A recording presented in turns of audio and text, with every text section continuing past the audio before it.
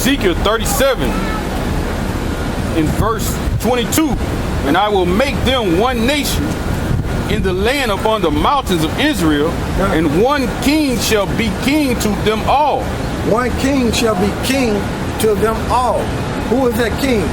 Pursuant to John 19 and 19. Hold on, read that again. It says, it says, and I will make them one nation in the land upon the mountains of Israel, and one king shall be king over them all. And they shall. Where you at? Verse 22.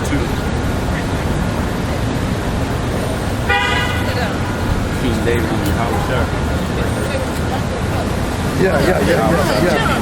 Let him be the boy. Let him be the boy. I said, I hear you. All right. I'll let him be. That one king. That's talking about the Lord. Okay. God. Ezekiel 34 and 23. I will set up one shepherd over them. The key is one. That's why I told that brother to grab the precept to that. Because the key is one. It said king over there in Ezekiel 37 and 9:30. What did it say? 34 and 23. 34 and 23 is saying one shepherd. That's symbolically talking about who the world England recalled Jesus. Okay? That's what that's talking about. Read that. And I will set up one shepherd over them, and he shall feed them, even my servant David. Good. So the shepherd we know in that verse is talking about the Lord. And then you're going to have King David up under him. Okay? Give me John 10 and 16. 10 and 16. Yeah. Or it might be 11. Yeah, 11. Like it. If you walk straight to the center, you won't have to shake it just comes down. But Book of John 10. 10 and 11. And it says, I am the good shepherd. The good shepherd giveth his life for the sheep. But he that is an hireling, and not the shepherd, whose own the sheep are not. See that? For all these other people that's calling themselves teaching this Bible, they are hirelings, man. They're not set up by the Heavenly Father and Son. They set up by the so-called white man. Okay? And give me, so we prove the point who the shepherd is. Give me John 19 and 19. God. Yeah, if I can follow.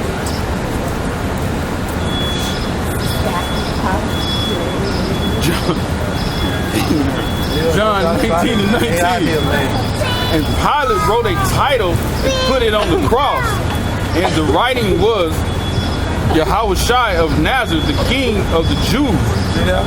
So that's the king right there. So you know. So it's king in 37, Ezekiel 37, and it said the shepherd in Ezekiel 34 and 23. So we just showed you who that king and that shepherd is talking about. Go back to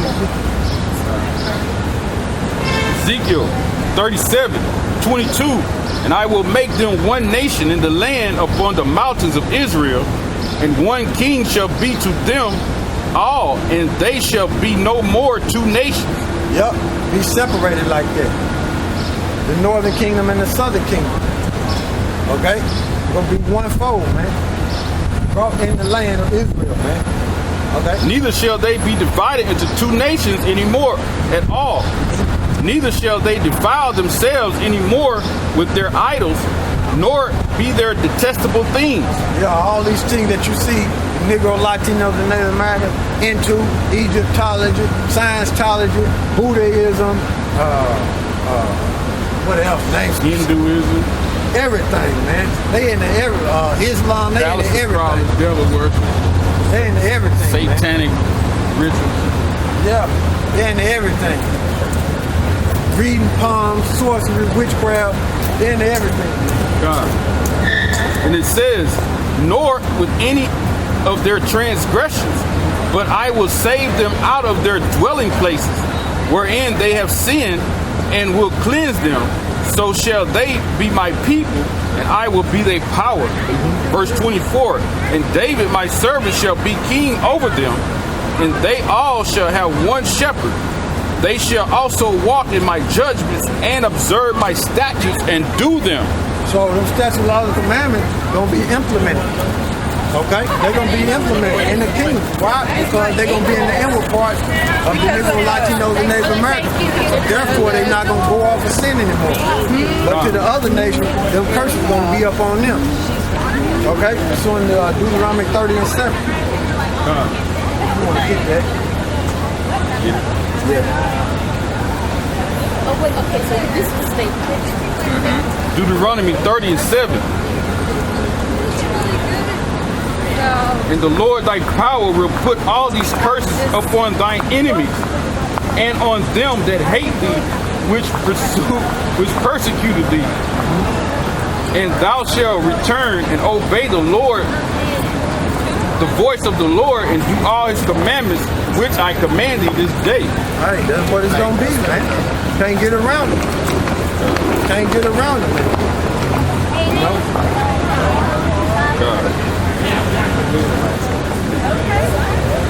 Ezekiel 37:25. And they shall dwell in the land that I have given unto them, unto Jacob my servant. It says, wherein. Yeah, he's a big boy. Sorry. Yes, you are a big It says, wherein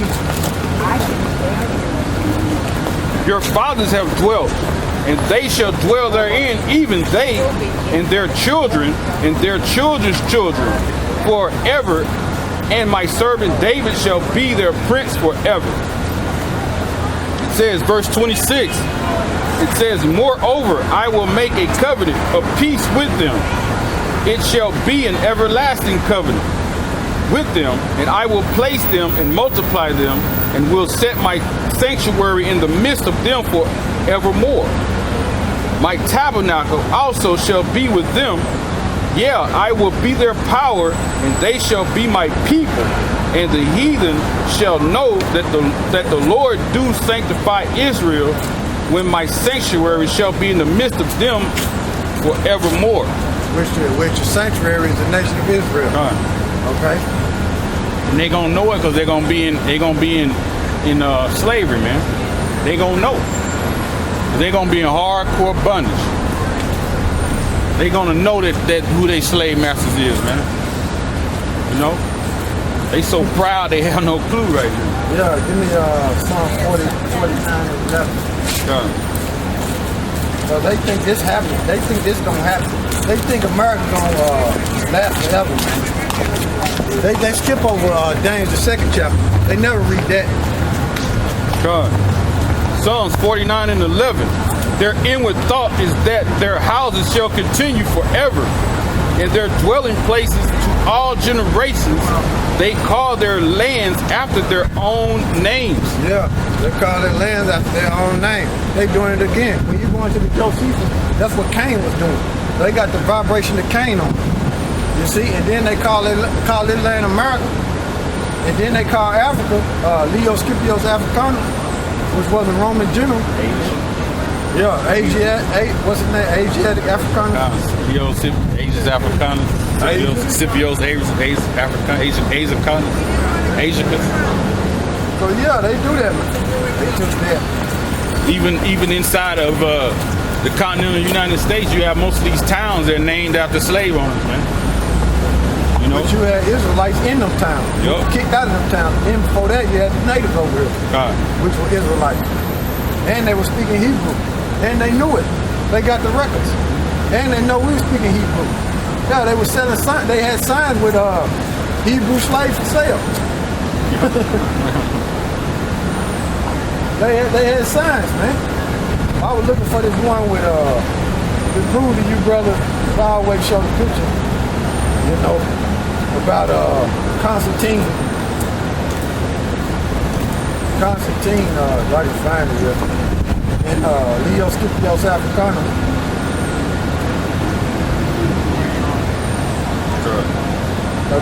Because I tell you, boy, he dealt with something else, man. Sure. He dealt with high their history, boy. That go Constantine right there. That go Constantine right there. Biggest day. Who I was talking about earlier, to that Edomite. Hey there. That's Constantine, man. And then you got Leo Scipio Africanus. Septimius Severus, which I was talking about earlier. There you go. Well, there go one of them on that side.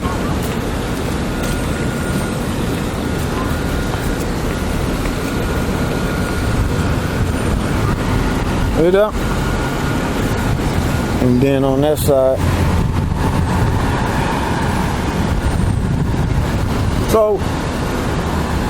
So we got the records, man. Here we go. And the proof is that, I don't know if I got the other one. The proof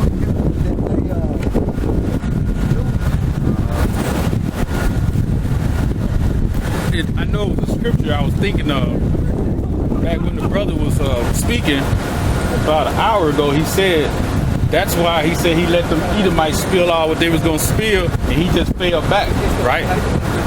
Remember, if you can remember, he said that, right? And this is scripture that came to my mind, but I couldn't think of it then. But I'm gonna edify that.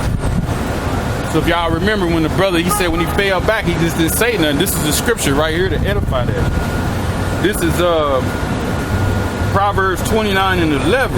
A fool uttereth all his mind, but a wise man keepeth it until afterward. So that's why the brother said, hey, when he went to spilling off that bull crap, he fell back and didn't say nothing, because he don't know the history, so he gonna let him utter all that foolishness.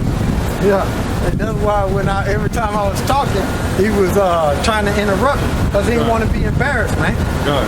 He didn't want to be confounded, man, because he knew I was on my way to do it through the Spirit. God. Hey, man, that's how these people live, man. They always talk you, man. Yep. They always talk you when you're going to speak, because they know, man. They know. What are you going to say? What are you going to say? I'm trying not to get cut. And when you start talking about things that are going over their head, so far to the moon, they don't know what to do, man. They yelling. So Rock 11:7, it says, blame not before thou hast examined the truth. Understand first and then rebuke. Which they don't receive the truth. God. Hey, they all in agreements about the lies, man. That's why they don't have a lot of arguments amongst each other, because they all in agreements about lies. God. So the elect is coming back. Lord willing, we the men. We not in agreement with them lies. We pushing forth truth. So that's why you got a lot of arguments amongst us. It says, the Edomites all in agreement, man. They think they're ruling the world forever, man. God. But they'll tell you they landed on the moon. How you gonna land on a light bulb? But the masses of these people think they landed on the moon. And then they never YouTube a funny thing happened on the way to the moon. That was made in a warehouse somewhere in London, man. They never tell you that, man. How you gonna land on a light bulb, man? You see? It says, strive not. It says, answer not. Verse 8, answer not before thou hast heard the cause, neither interrupt men in the midst of their talk. Yeah, because the Heavenly Father hates forward talking, man. He hates forward speech. You see?